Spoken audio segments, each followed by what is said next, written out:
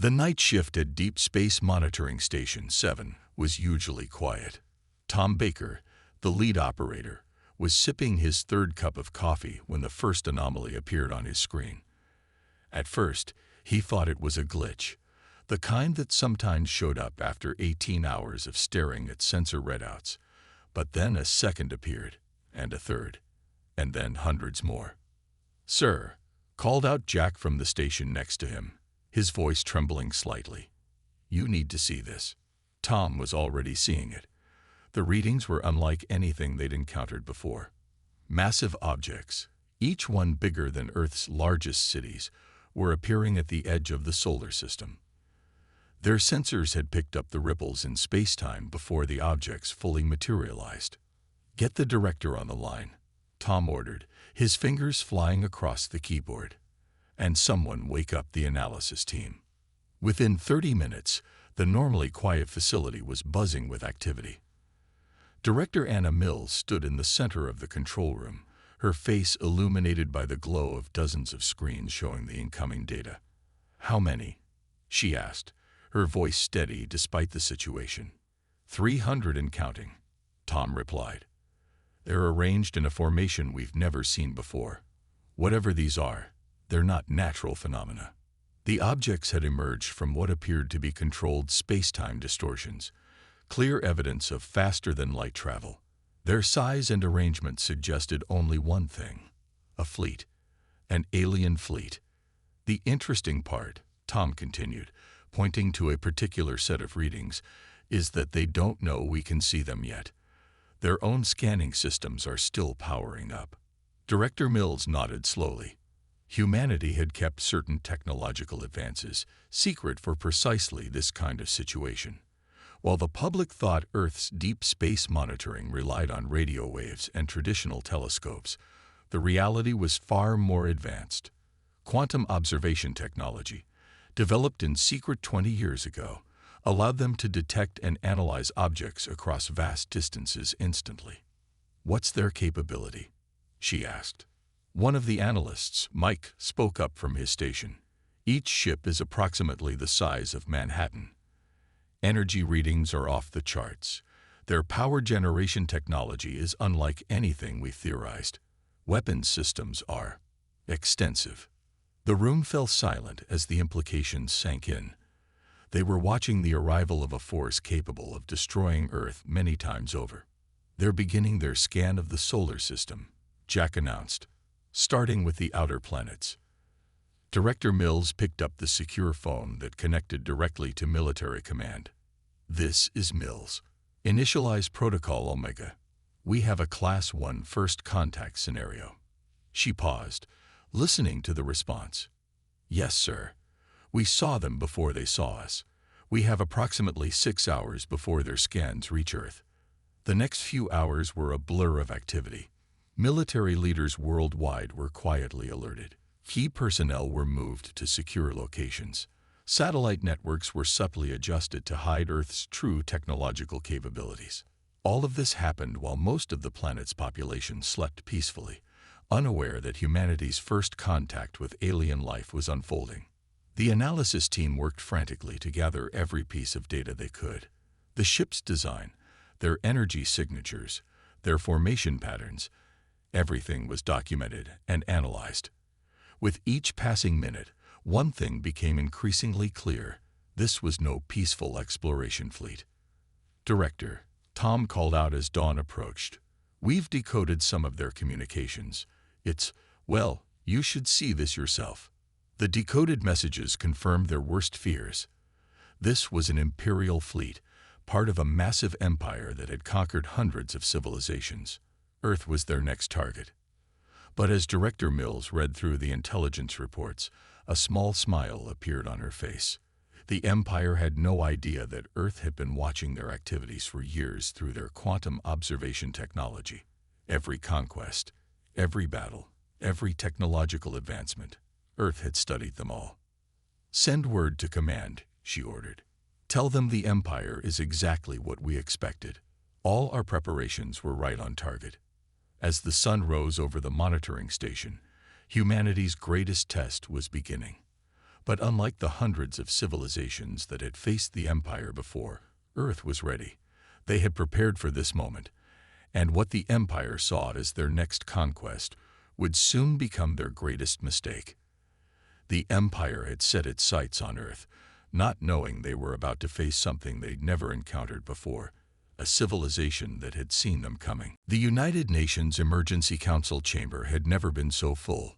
World leaders sat shoulder to shoulder, their usual protocols and formalities forgotten in the face of humanity's greatest crisis.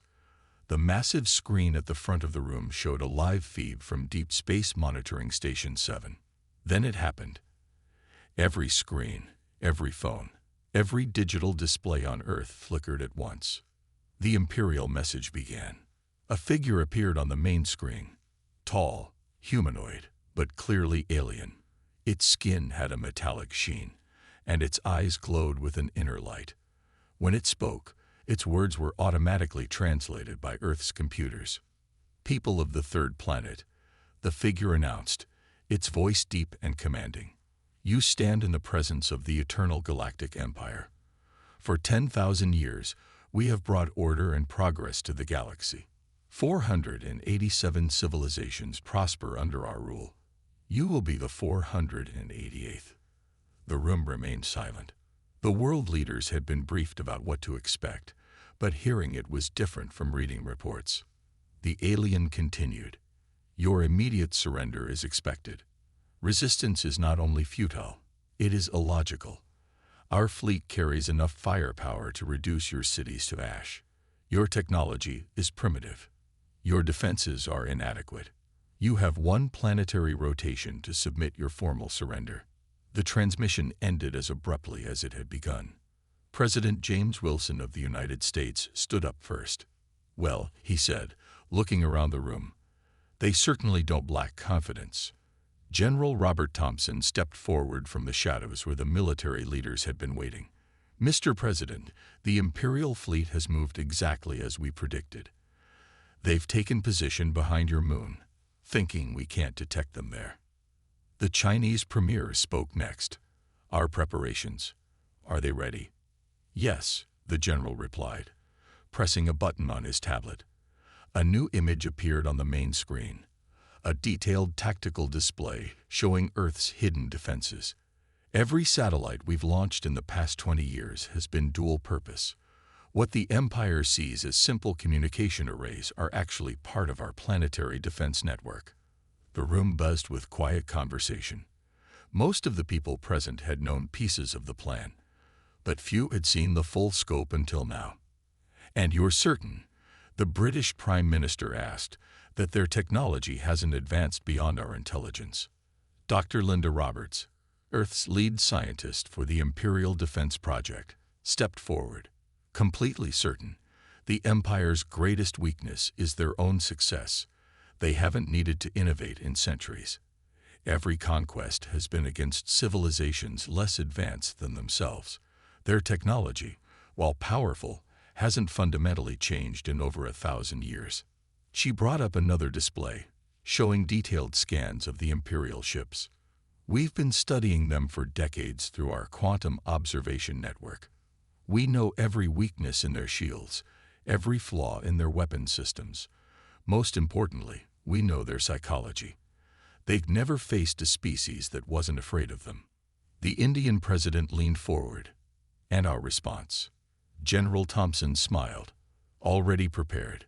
We've drafted a message that will adjust their expectations." The Russian leader, who had been quiet until now, spoke up. "The risk, if they attack immediately?"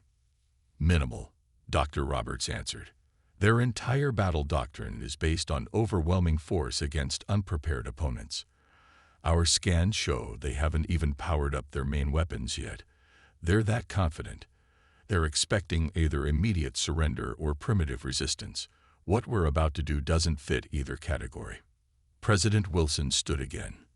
"Then I believe we're ready to vote. All in favor of implementing Protocol Omega." The vote was unanimous. For the first time in human history, every nation on Earth agreed on a course of action. General Thompson nodded to his communications officer. "Send the package." Across the void of space, Earth's message traveled to the Imperial fleet. It wasn't a surrender. It wasn't a declaration of war. It was something the Empire had never received before, a warning backed by absolute certainty. As the world leaders watched the message being transmitted, Dr. Roberts couldn't help but smile. The Empire was about to learn a lesson that humanity had mastered over thousands of years of its own history. The most dangerous opponent isn't the one with the biggest weapons. It's the one who knows all your secrets while keeping their own. The Imperial response would come soon. And when it did, Earth would be ready. Deep beneath the Rocky Mountains, in a facility known only to a select few, Dr. Roberts led the assembled world leaders through a massive steel door. The room beyond made several of them gasp. "Welcome," she said, "to humanity's greatest secret." The chamber was enormous, its walls covered with holographic displays showing real-time data from across the galaxy. At the center stood a device that seemed to bend light around itself, the Quantum Observation Core. 25 years ago, Dr. Roberts explained, we detected our first Imperial signal. It wasn't meant for us, just a routine communication between their ships. But it changed everything. She waved her hand, and the displays shifted to show hundreds of battles, conquests, and Imperial military movements. Using this technology, we've watched every Imperial conquest for the past 2 decades. We've seen their tactics, studied their technology, and most importantly, identified their weaknesses. General Thompson stepped forward. The Empire follows the same pattern every time. First, they send their fleet to intimidate. Then, they demand surrender. If that fails, they disable the planet's major defense systems and communication networks. Finally, they launch a ground invasion. But, Dr. Roberts continued, they've never faced an opponent who knew this was coming. Every satellite we've launched, every defense system we've built, has been designed specifically to counter their tactics. One of the leaders raised his hand. How did we develop these countermeasures without them noticing? Dr. Roberts smiled. That's the beautiful part. Remember those meteor showers 3 years ago? The ones that lit up the sky worldwide? The leaders nodded. Those weren't meteors. They were our testing program. We used the light show as cover to test our defensive systems. The Empire saw what we wanted them to see. A primitive civilization excited about falling rocks. General Thompson brought up a new display, showing Earth's orbital defense network. Every communication satellite we've launched contains a quantum disruption device. These devices are specifically tuned to the frequency of Imperial shield technology. And they work? Someone asked.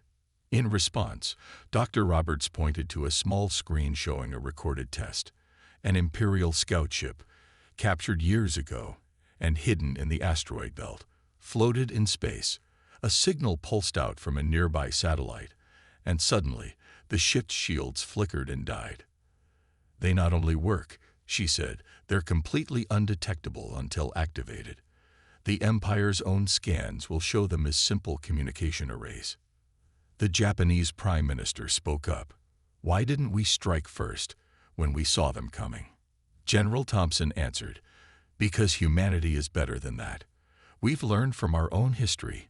Starting a war should always be the last resort, not the first option. Dr. Roberts nodded in agreement. Besides, our research showed something interesting about the Empire. In 10,000 years, they've never been defeated in open combat. But they've also never faced an enemy who could disable their technology without fighting. This is psychological warfare as much as technological. She brought up another display, this one showing the Imperial fleet currently hiding behind the moon. Right now, they think they're dealing with a primitive species that might have a few surprises. They're probably expecting some kind of brave last stand or desperate attack. Instead, we're going to show them exactly how much we know about their weaknesses. And if they don't back down? Someone asked. Then we demonstrate, General Thompson said firmly. We've chosen 3 of their scout ships for the demonstration. 1 pulse from our satellite network will disable them completely. No casualties, no destruction. Just proof that we can shut down their entire fleet if we choose to. Dr. Roberts turned to face the assembled leaders.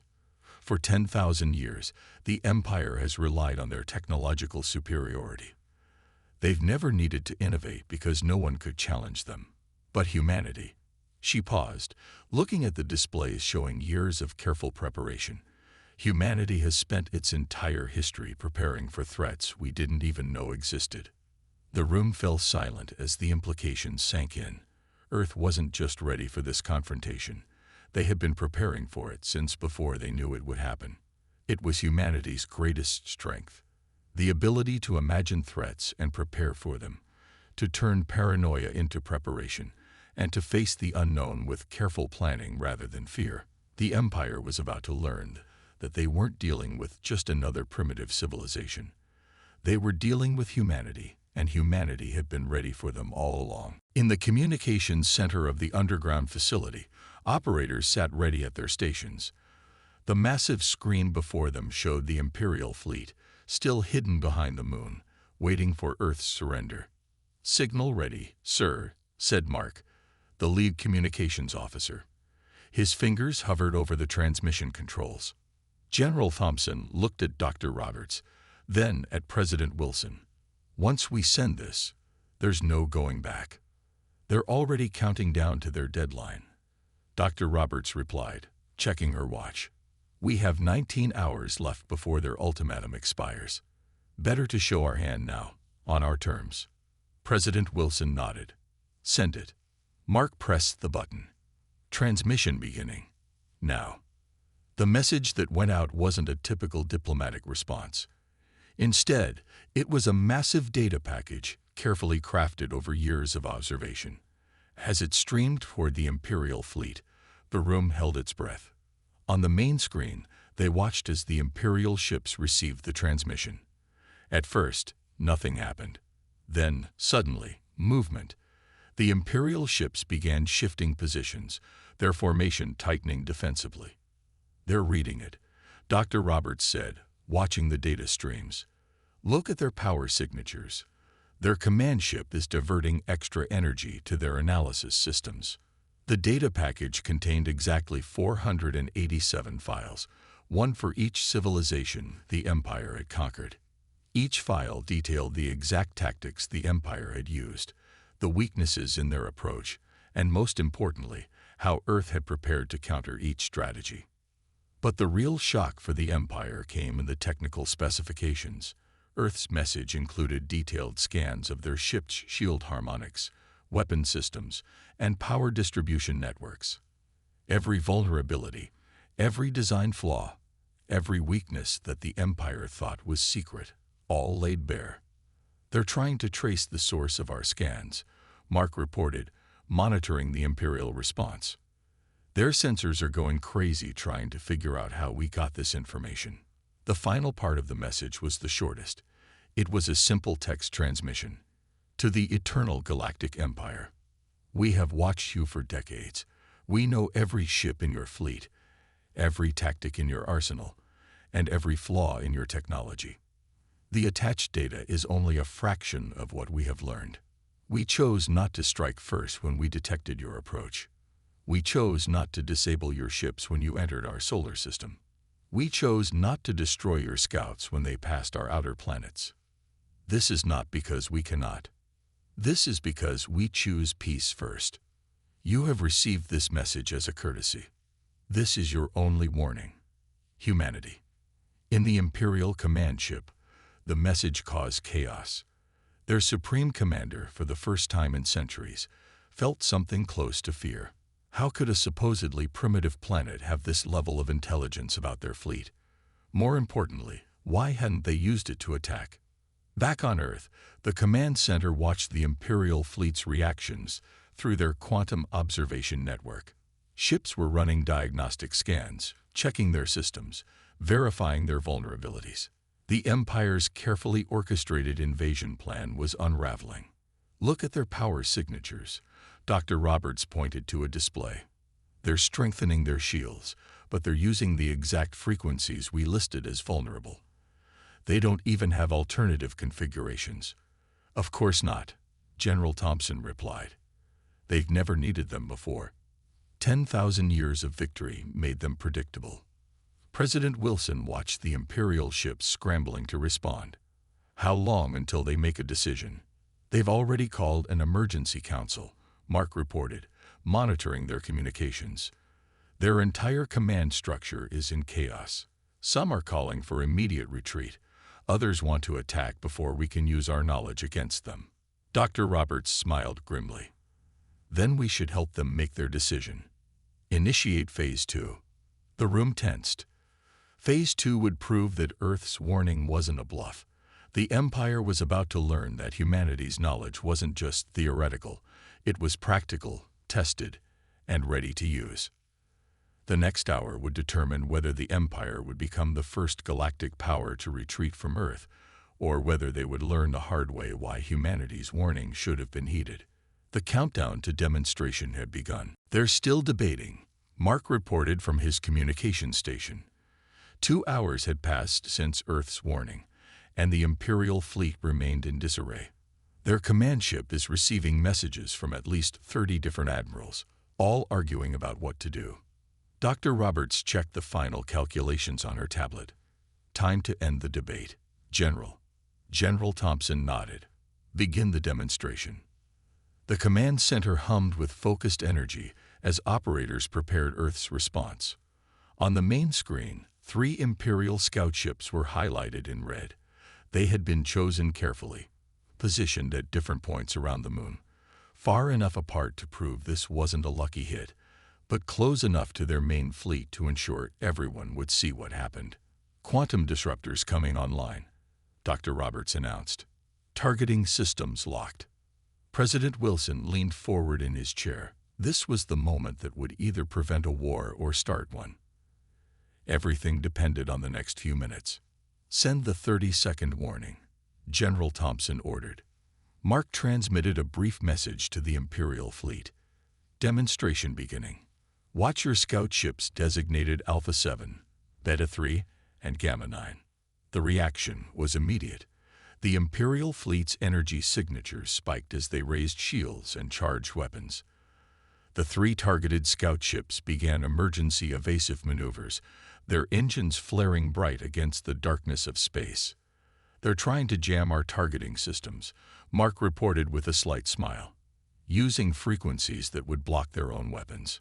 10 seconds, Dr. Roberts counted down. Quantum field stabilizing. 5, 4, 3, 2, 1. Execute. There was no flash of light, no visible beam, no explosion. One moment, the 3 scout ships were moving at full power. The next, they simply stopped.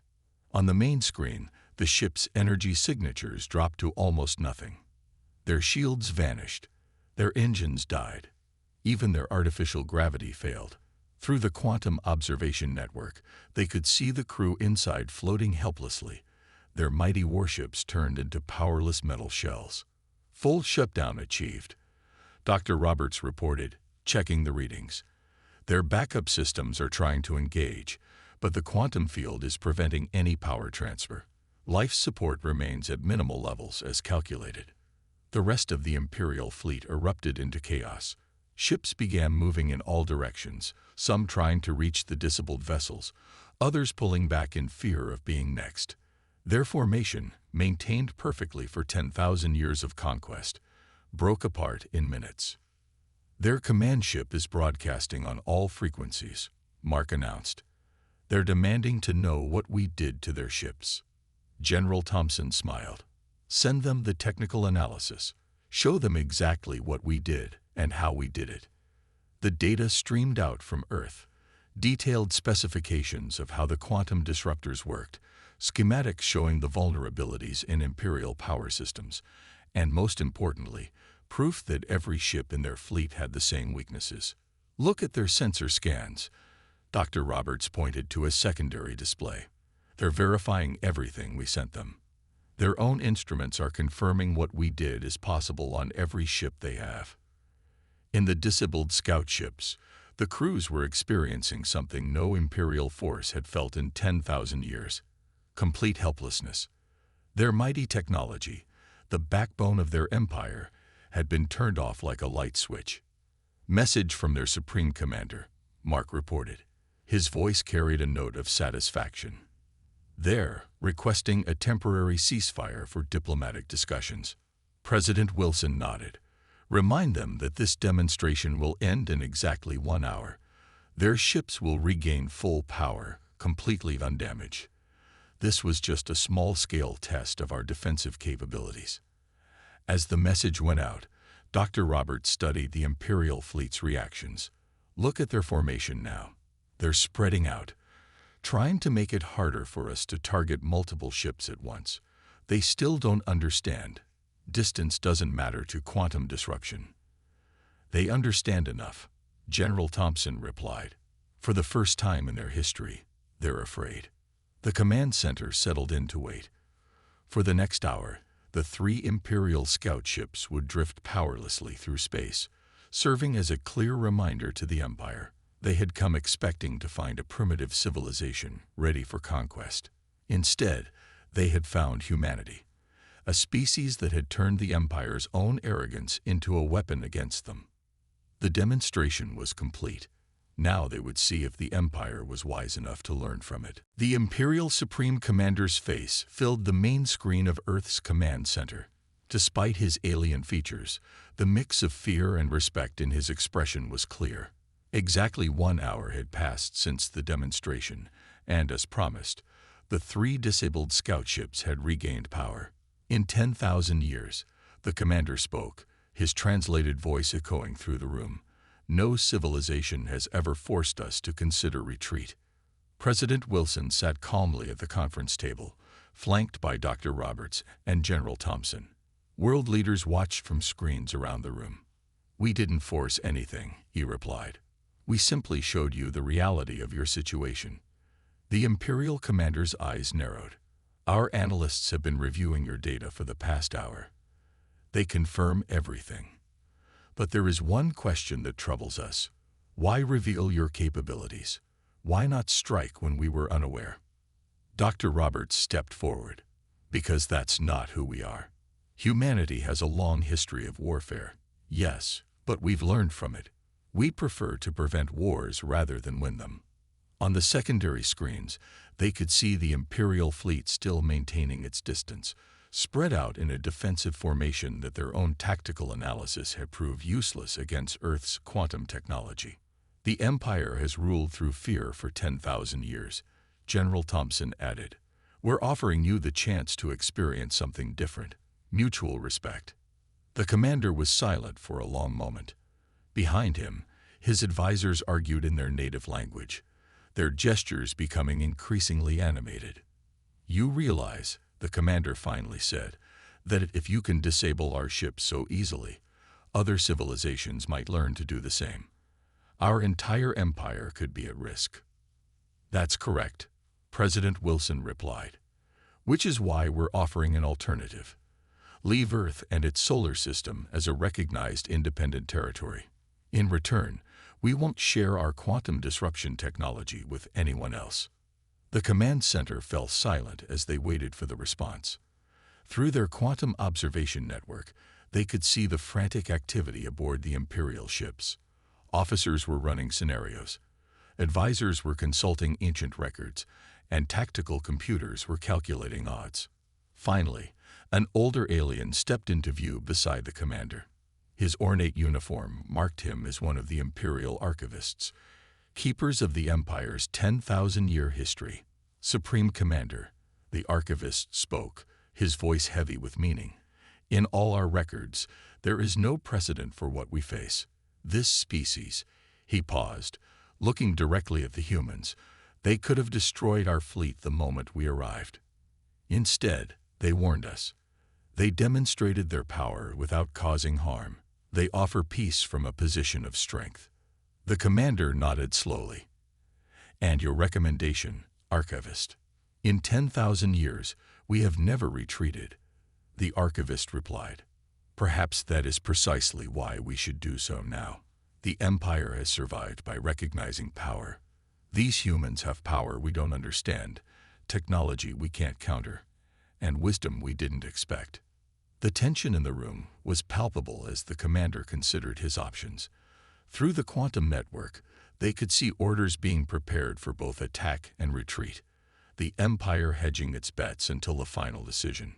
Finally, the commander straightened. "We accept your terms, humans of Earth. Your world will be marked in our charts as protected independent territory. No Imperial ship will enter your solar system without explicit permission." President Wilson nodded. "A wise decision, Commander. Your empire has stood for 10,000 years because you know when to adapt. This is just another adaptation." "Perhaps," the commander replied, with what might have been a smile. "It is more than that. For the first time in 10,000 years, we have met a species that could defeat us but chose not to. That is worth studying." As the transmission ended and the Imperial fleet began its withdrawal, Dr. Roberts turned to General Thompson. "They'll be back, you know. Not to conquer, but to learn." The general nodded. "Good. Maybe next time, we can show them something even more impressive than our ability to disable their ships." "What's that?" President Wilson asked. "Our ability to make peace," the general replied. "After all, that's humanity's real strength. Not the weapons we can build, but the wars we can prevent." As they watched the Imperial fleet disappear into faster-than-light travel, humanity had achieved something unprecedented: victory without violence, power through peace, and respect through restraint. The Empire had come looking for conquest. Instead, they had found something far more valuable: a lesson in true strength. 6 months after the Imperial fleet's withdrawal, Earth had changed. The public announcement of alien contact had initially caused panic, but that quickly turned to pride when people learned how humanity had handled the situation. In the same underground facility where Earth had faced down the Empire, Dr. Roberts stood before a new group of visitors. These weren't world leaders or military commanders. They were representatives from other civilizations, races that had lived under Imperial rule for centuries. "As you can see," she explained, gesturing to the Quantum Observation Core, "Earth's defense wasn't built on superior firepower. It was built on information, preparation, and the willingness to find a peaceful solution." The aliens, 12 different species from across the galaxy, watched in amazement as she demonstrated the technology that had forced the mighty Empire to retreat. Some had tentacles, others had multiple eyes, but they all shared the same expression of wonder. "But why share this with us?" asked a tall, crystalline being who represented a system that had been under Imperial control for 3,000 years. "You promised the Empire you wouldn't spread this technology." General Thompson, now sporting a few more gray hairs, stepped forward. "We promised not to share the quantum disruption technology, but we never promised to keep our other advances secret. The Empire's greatest weakness wasn't their shield harmonics or power systems. It was their reliance on fear and force." On the main screen, data streamed showing the changes in the galaxy over the past 6 months. The Empire still stood, still powerful, but different. For the first time in their history, they were negotiating with their subject worlds instead of simply demanding obedience. "Look at these readings," Dr. Roberts pointed to a graph. "Imperial military spending is down 12%. Diplomatic missions are up 300%. They're learning." President Wilson, attending via hologram from Washington, added his thoughts. "The Empire ruled through fear because they never encountered an alternative that worked. Earth showed them that true strength doesn't come from the ability to destroy. It comes from the wisdom to know when not to." Mark, still at his communication station, smiled as he monitored galactic transmissions. "We're picking up interesting chatter from Imperial worlds. Their education systems are being reformed. They're teaching their children about Earth, about how a single planet changed 10,000 years of history without firing a shot." The alien representatives exchanged glances. Their worlds had all known Imperial rule, had all felt the fear of those massive ships appearing in their skies. And now, because of Earth, things were changing. But what happens next? asked a blue-skinned diplomat from a water world. The Empire is still powerful. They could return to their old ways.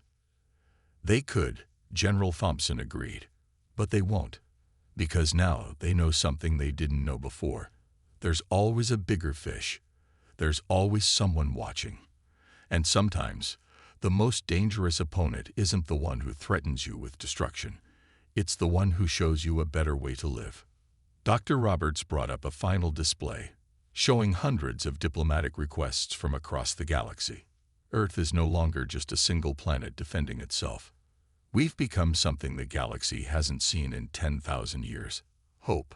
Hope that power doesn't always corrupt, that advanced civilizations can choose peace, that wisdom can overcome fear.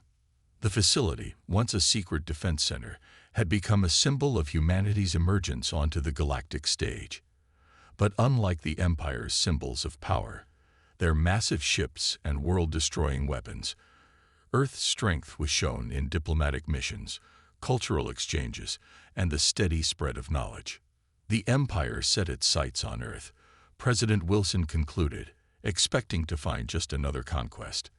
Instead, they found humanity at its best, prepared but peaceful, powerful but restrained, capable of war but dedicated to peace.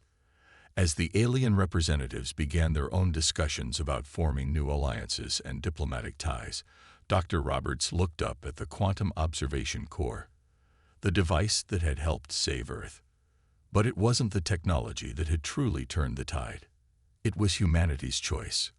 The choice to warn instead of strike, to demonstrate instead of destroy, to teach instead of conquer. The Empire had come looking for Earth's submission. They had found something far more powerful, Earth's wisdom. And in doing so, they had helped launch a new age in galactic history. An age where strength wasn't measured by the size of your fleet, but by the courage to choose peace when war would have been easier. The story of how Earth stopped the Empire with a single warning had spread across the galaxy. But the real story, the story of how humanity's wisdom had begun changing a 10,000-year-old empire, was just beginning.